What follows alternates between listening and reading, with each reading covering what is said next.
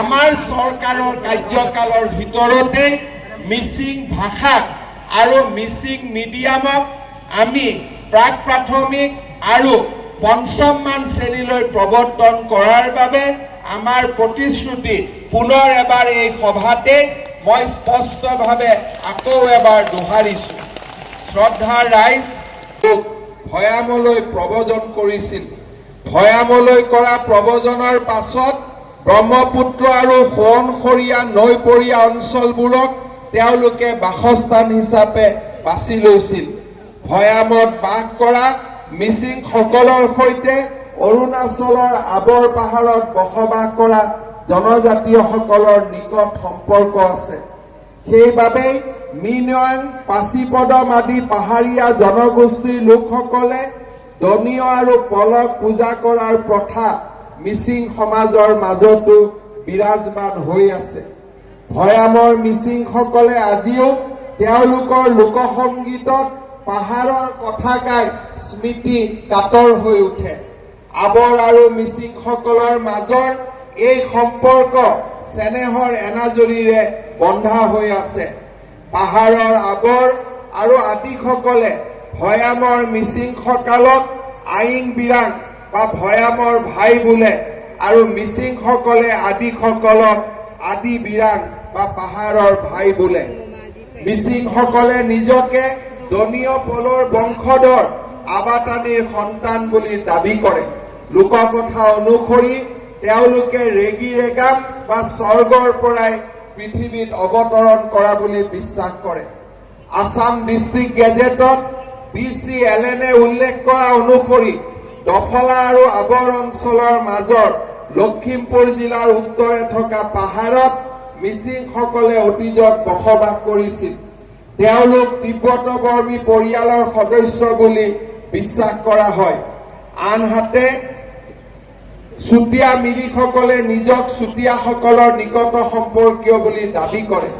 এওঁলোক নিজস্ব ইতিবৃত্ত অনুসৰি চুতীয়াসকলৰ সৈতে একেলগে পাহাৰৰ পৰা নামি আহি লখিমপুৰ জিলা আক্ৰমণ কৰিছিল আৰু ষষ্ঠদশ শতিকাত আহোমসকলৰ হাতত পৰাস্ত হৈ পুনৰ পাহাৰলৈ উভতি গৈছিল। ব্ৰিটিছসকলৰ আগমনৰ পৰৱৰ্তী কালত মিচিংসকল পুনৰাই ভৈয়ামত বসতি কৰিবলৈ আৰম্ভ কৰে আৰু তেতিয়াৰ পৰাই এই প্ৰক্ৰিয়া নিৰবিচ্ছিন্নভাৱে অব্যাহত আছে। গতিকে দেখা যায় যে মিচিংসকলৰ ইতিহাসৰ সৈতে আদি মিনয়ং, পদম আদি অৰুণাচলৰ জনগোষ্ঠীৰ নিকট সম্পৰ্ক আছে। তেওঁলোকৰ সংস্কৃতি আৰু সভ্যতা দনৈ পলৰ উপাসনাৰ সৈতে সংযুক্ত হৈ আছে। অসমীয়া জাতি গঠনৰ প্ৰক্ৰিয়াটোত মিচিং জনগোষ্ঠীৰ অভূতপূৰ্ব অৱদান আছে। কেৱল সাংস্কৃতিক দিশতে নহয়, আৰ্থ সামাজিক ৰাজনৈতিক আদি বিভিন্ন দিশত মিচিং জনগোষ্ঠীৰ লোকে উল্লেখযোগ্য অৰিহণা যোগাই আহিছে। ইতিহাসৰ পাত লুটিয়ালে দেখা যায় মিচিং জনগোষ্ঠীৰ নিজৰ সাহস আৰু শৌৰ্য বীৰ্যৰে এখন সমন্বয়ৰ অসম গঢ়িবলৈ অহো পুৰুষাৰ্থ কৰিছিল। ভৈয়ামলৈ নামি অহাৰ পৰতে তেওঁলোকে চুতীয়া জনগোষ্ঠী আৰু ভৈয়ামত বসবাস কৰাৰ সময়ত আহোম জনগোষ্ঠীৰ সংস্পৰ্শলৈ আহিছিল। ভৈয়ামত মিচিং জনগোষ্ঠীৰ লোকসকলে নিজৰ পৰিচয় দাঙি ধৰিছিল কৰ্ম সংস্কৃতিৰ মাধ্যমেৰে। পঞ্চদশ আৰু ষষ্ঠদশ শতিকাত অসমত মহাপুৰুষ শ্ৰীমন্ত শংকৰদেৱৰ নেতৃত্বত আৰম্ভ হোৱা ভক্তি আন্দোলনৰ সময়ছোৱাত গুৰুজনাই সমগ্ৰ অসমৰ জাতি জনগোষ্ঠীক জড়িত কৰি এটা বৰ অসমৰ নিৰ্মাণৰ স্বপ্ন দেখিছিল। তেখেতৰ এই ভক্তি আন্দোলনত মিচিং জনগোষ্ঠীৰ লোকেও সহযোগ কৰিছিল। মিচিং সম্প্ৰদায়ৰ এগৰাকী আতৈ পৰমানন্দ মিৰি আছিল মহাপুৰুষ শ্ৰীমন্ত শংকৰদেৱ গুৰুজনাৰ এগৰাকী অতি ঘনিষ্ঠ বৈষ্ণৱ। মিচিং সমাজৰ মাজত ভক্তি আন্দোলনৰ প্ৰচাৰ আৰু প্ৰসাৰ কৰিবলৈ পৰমানন্দ মিৰি আতৈ লোৱা ভূমিকা আছিল প্ৰশংসনীয়। তেওঁ নিজৰ সম্প্ৰদায়ৰ লোকসকলক বৈষ্ণৱ দৰ্শনৰ অন্তৰ্ভুক্ত কৰিবলৈ প্ৰচেষ্টা কৰিছিল। শংকৰদেৱৰ ভক্তি আন্দোলন আৰু বৈষ্ণৱবাদ আছিল উদাৰ চিন্তাধাৰাৰে পৰিচালিত। বিভিন্ন জনগোষ্ঠীৰ শিষ্য প্ৰশিষ্যৰ অন্তৰ্ভুক্তিৰে তেওঁ ভক্তিবাদক এক জন আন্দোলনলৈ ৰূপান্তৰ কৰিছিল। পাহাৰ ভৈয়ামৰ সকলোৰে পৰা শিষ্য আহি তেওঁৰ শৰণ লৈছিল। বিভিন্ন চৰিত পুথিত পোৱা যায় গাৰো সম্প্ৰদায়ৰ গোবিন্দ, নগাসকলৰ নৰোত্তম আৰু মিচিংসকলৰ পৰমানন্দ আছিল মহাপুৰুষ শ্ৰীমন্ত শংকৰদেৱৰ উল্লেখযোগ্য শিষ্য। শ্ৰীমন্ত শংকৰদেৱৰ পৰৱৰ্তী কালত মাধৱদেৱৰ শিষ্য গোপালদেৱে গুৰুৰ নিৰ্দেশত উজনি অসমলৈ আহি ভক্তি আন্দোলন প্ৰচাৰ কৰিছিল। অসমীয়া বৈষ্ণৱবাদত কাল সংগতিৰ ফৈদটো তেখেতে সৃষ্টি কৰিছিল। উজনি অসমলৈ গৈ তেখেতে আহোম, মৰাণ, কছাৰী, চুতীয়া, মিচিং সকলকো এই ভক্তি আন্দোলনত অন্তৰ্ভুক্ত কৰিছিল। পৰৱৰ্তী কালত গোপালদেৱৰ শিষ্য যদুমণি আৰু অনিৰুদ্ধ দেৱে যথাক্ৰমে দিহিং আৰু মায়ামৰা সত্ৰৰ প্ৰতিষ্ঠা কৰিছিল। এই দুইটা সত্ৰই জনগোষ্ঠীয় লোকসকলক ভক্তি আন্দোলনৰ অংশীদাৰ কৰিবলৈ সাৰ্থক প্ৰচেষ্টা চলাইছিল। মিচিংসকল প্ৰধানকৈ কাল সংগতিৰ পন্থাত দীক্ষিত হৈছিল আৰু নিজকে বৈষ্ণৱ ধৰ্মৰ একোজন নৈষ্ঠিক ভক্তলৈ ৰূপান্তৰ কৰিছিল। বিশেষকৈ মায়ামৰা আৰু নমাটি সত্ৰৰ বহু সংখ্যক শিষ্য আছিল মিচিং সম্প্ৰদায়ৰ। মহাপুৰুষ শ্ৰী মাধৱদেৱে উল্লেখ কৰি যোৱা হৰি বুলি তৰে মিৰি আহোম, কছাৰী পদফাঁকিত আমি বিভিন্ন জনগোষ্ঠীৰ লোকে কিদৰে বৈষ্ণৱ পন্থাত ভকতিৰ ধাৰা বোৱাইছিল তাক দেখিবলৈ পাওঁ।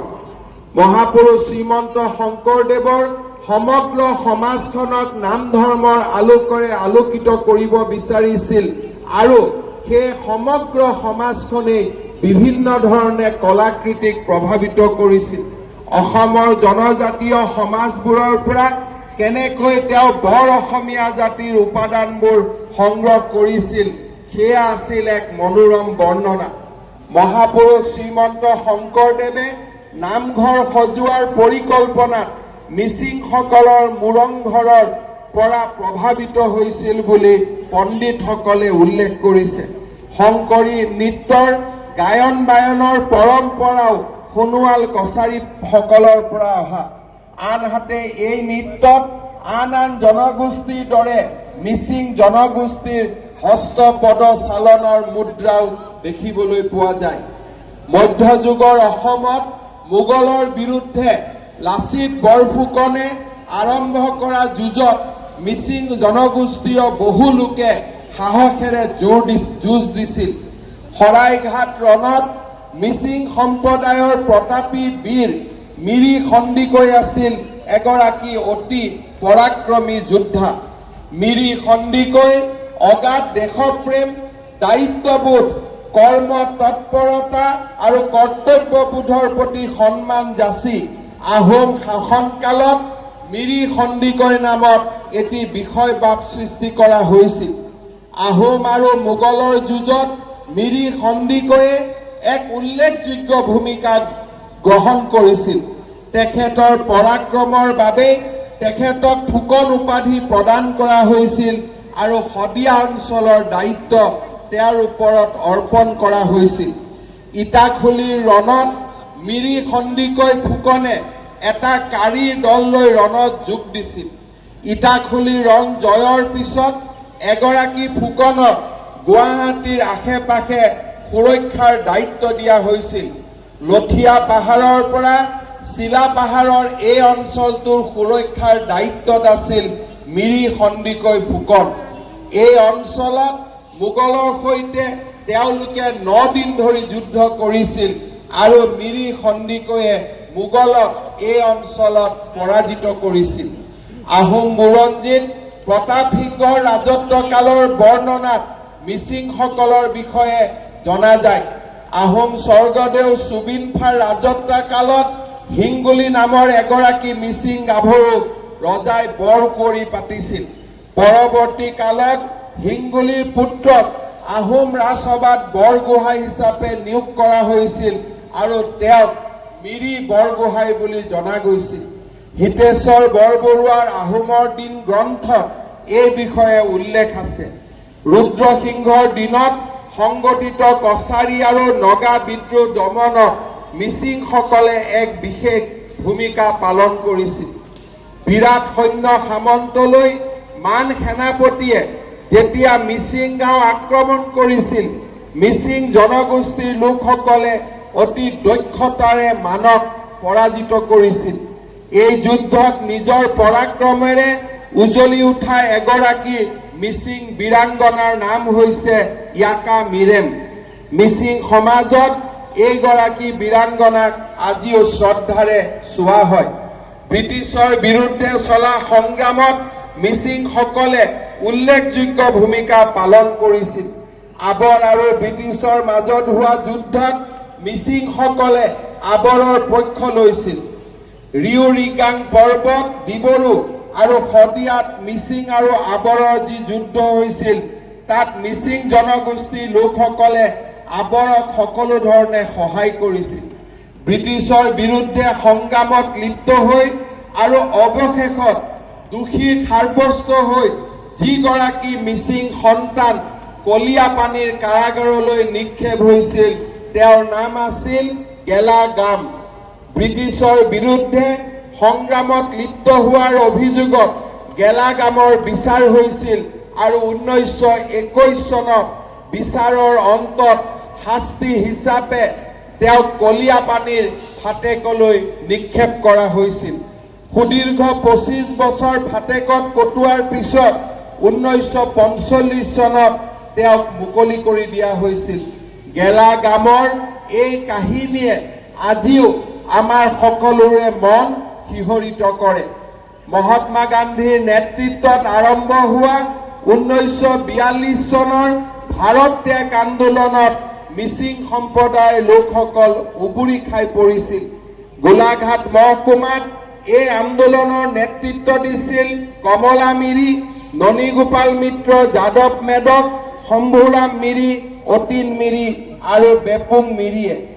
এই আন্দোলনত যোগ দিয়া আন এগৰাকী মিচিং গাভৰু আছিল প্ৰমীলা মেদক।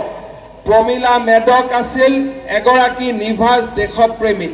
দেশৰ পৰা ব্ৰিটিছক বিতাড়িত নকৰালৈকে তেখেতে অবিবাহিত হৈ থকাৰ সংকল্প লৈছিল।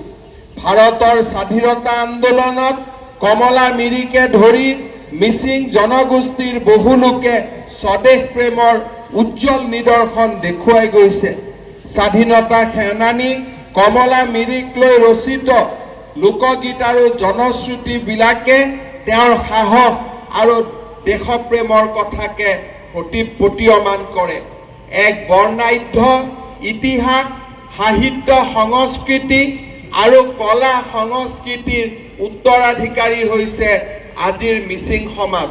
মিচিং সমাজৰ এই দীঘলীয়া ইতিহাসক আমি ৰোমন্থন কৰি ভৱিষ্যত অসম আৰু ভাৰতৰ বুকুত মিচিং সমাজে এক স্বকীয় পৰিচয় লৈ জীয়াই থকাৰ আৰু স্বকীয় পৰিচয়েৰে সমাজৰ উত্তৰণত গৌৰৱপূৰ্ণ ভূমিকা আগবঢ়োৱাৰ প্ৰয়োজনীয়তা আছে। আজি মিচিং আগম কেৱাঙৰ এই অধিৱেশনত মই মিচিং সমাজক আহ্বান জনাম যে মিচিং সমাজৰ মাজত কলা, সাহিত্য আৰু বিশেষকৈ শৈক্ষিক প্ৰসাৰ আৰু প্ৰচাৰৰ জৰিয়তে মিচিং সমাজে আধুনিক সমাজ ব্যৱস্থাত এক প্ৰচণ্ড শক্তিশালী জাতিৰূপে নিজকে পৰিচয় আগবঢ়াব লাগে। মই বিশ্বাস কৰোঁ যে আমাৰ বিভিন্ন ধৰণৰ প্ৰতিযোগিতামূলক পৰীক্ষা আৰু কলা, সাহিত্য, ক্ৰীড়াৰ দিশবোৰত মিচিং যুৱক যুৱতীসকলক আগবঢ়াই যোৱাৰ বাবে মিচিং সমাজে প্ৰেৰণা যোগাব লাগে। মিচিং সমাজখনক আগুৱাই লৈ যোৱাৰ বাবে মিচিং সমাজৰ বৌদ্ধিক ব্যক্তিসকলে নেতৃত্ব ল'ব লাগে।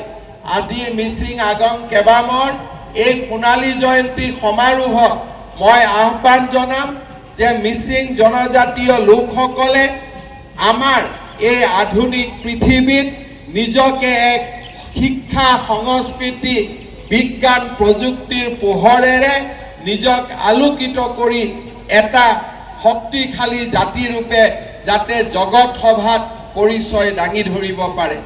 আজিৰ সভাতে মিচিং আগম কেবাঙে মোক মিচিং ভাষাক প্ৰাথমিক বিদ্যালয়ত প্ৰৱৰ্তন কৰাৰ বাবে অনুৰোধ জনাইছে।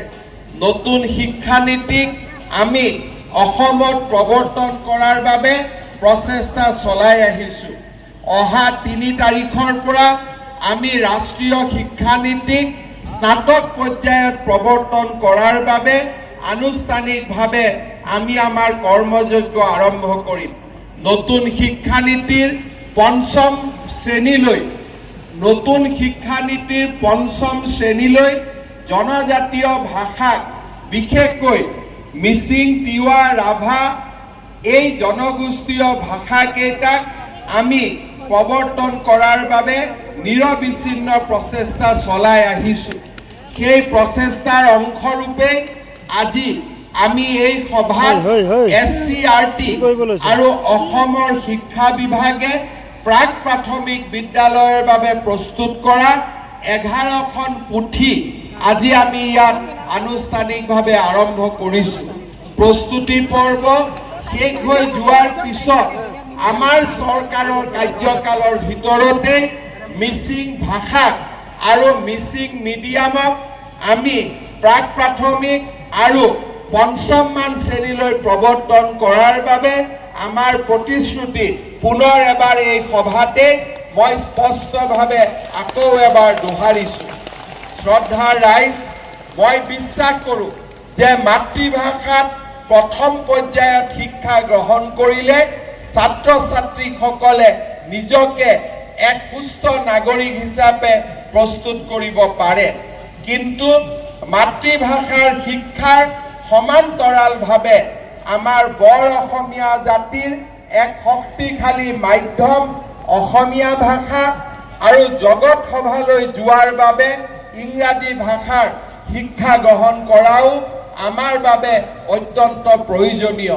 মিচিং সমাজক মই আহ্বান জনাম যে মাতৃভাষাৰ উত্তৰণৰ লগে লগে অসমীয়া আৰু ইংৰাজী ভাষাৰেও আমাৰ যুৱক যুৱতীসকলক শিক্ষিত কৰি আমি তুলিব লাগে, যাতে অসম আৰু বিশ্ব আৰু ভাৰতৰ বুকুত সৃষ্টি হোৱা বহু ধৰণৰ সুবিধা আমাৰ ছাত্ৰ ছাত্ৰীসকলে গ্ৰহণ কৰিব পাৰে। আমি কিছুদিনৰ পৰা আলোচনা কৰিছো যে আমাৰ মিচিং অট'নমাছ কাউন্সিলৰ স্থায়ী আমাৰ যি কাৰ্যালয় বা স্থায়ী ৰাজধানী বা স্থায়ী হেডকোৱাৰ্টাৰ নিৰ্মাণৰ বাবে আমি প্ৰচেষ্টা লোৱাৰ সময় আহি পৰিছে। পৰমানন্দ ছায়েঙীয়া ডাঙৰীয়াই মোক জনাইছে যে ইতিমধ্যে মিচিং স্বায়ত্তশাসিত পৰিষদৰ হেডকোৱাৰ্টাৰ নিৰ্মাণৰ বাবে 270 বিঘা মাটি আবণ্টন কৰা হৈছে। এই ক্ষেত্ৰত ৰাজ্য চৰকাৰে মিচিং অট'নমাছ কাউন্সিলৰ হেডকোৱাৰ্টাৰ নিৰ্মাণৰ বাবে সকলো ধৰণৰ সহায় সহযোগিতা আগবঢ়োৱাৰ প্ৰতিশ্ৰুতিও আজিৰ সভাতে মই দাঙি ধৰিছো। ৰণোজ পেগু ডাঙৰীয়াই মোক উল্লেখ কৰিছে যে মিচিং সমাজে যুৱ মহোৎসৱ আদি পালন কৰাৰ বাবে কাৰেঙত এটা সুন্দৰ অনুষ্ঠান নিৰ্মাণৰ বাবেও সিদ্ধান্ত গ্ৰহণ কৰিছে। মই এই অনুষ্ঠানৰ বাবেও ৰাজ্য চৰকাৰৰ উদাৰ সাহায্যৰ প্ৰতিশ্ৰুতি আকৌ এবাৰ আপোনালোকৰ আগত দাঙি ধৰিছো। মই আশা কৰোঁ যে এক আন্দোলন বিবৰ্জিত পৰিৱেশত আমাৰ মাজত বুজাবুজি আৰু সমন্বয়ৰ সাঁকো নিৰ্মাণ কৰি আমি মিচিং সমাজক উত্তৰণৰ পথলৈ আগুৱাই লৈ যাব লাগিব। অসম চৰকাৰে কোনো ধৰণৰ আন্দোলন ধৰ্ণা ধৰ্মঘট ৰাস্তালৈ নোযোৱা কৰি ধূনাখুঁটিত দলং নিৰ্মাণৰ যি বিৰল প্ৰচেষ্টা হাতত লৈছে, সিয়ে বুজাবুজি আৰু সমন্বয়ৰ প্ৰচেষ্টাৰ সফলতাকে আকৌ এবাৰ প্ৰতীয়মান কৰিছে। মই বিশ্বাস কৰোঁ মিচিং সমাজৰ আৰ্থ-সামাজিক বিকাশৰ বাবেও আমি এনেধৰণৰ সমন্বয়ৰ ৰাস্তাকে আগুৱাই গৈ মিচিং সমাজ আৰু বৰ অসমীয়া জাতিক আমি শক্তিশালী কৰিম। পুনৰ এবাৰ মিচিং আগম কাবামৰ এই সোণালী জয়ন্তীৰ সামৰণি অনুষ্ঠানত সমবেত হোৱা আটাইকে মই পুনৰ এবাৰ ধন্যবাদ আৰু অভিনন্দন জনাই আৰু মোক নিমন্ত্ৰণ কৰি দুআষাৰ কথা ক'বলৈ সুযোগ দিয়াৰ বাবে আপোনালোকক ধন্যবাদ জনাই মই মোৰ বক্তব্যৰ সামৰণি মাৰিছোঁ। ধন্যবাদ। জয় হিন্দ, জয় মা ভাৰতী, জয় আই Assam. Takamrang ama irukum maupun nama silo kain dalam masa Missing Agong, Missing Agong, Missing Agong. Malung kerasa bergerak malung Missing Agong cempu podar ponam lagang. Malung aina doing ko kebigalok, malung potin nam yap gosip kebigalok, potin sit kebigalok. Malung mangkasonam bigom brutum Dr. Himonto Biswa Sarma kalau pengurasi nasa lektum. Beberapa punai bersangan pola domoteka, semua pa aila domoteka. Dengan apa itu apa nama silo seko sopo gemaji, saya ini longa sembulu dilusin pangkumae, silo ke longa sok ke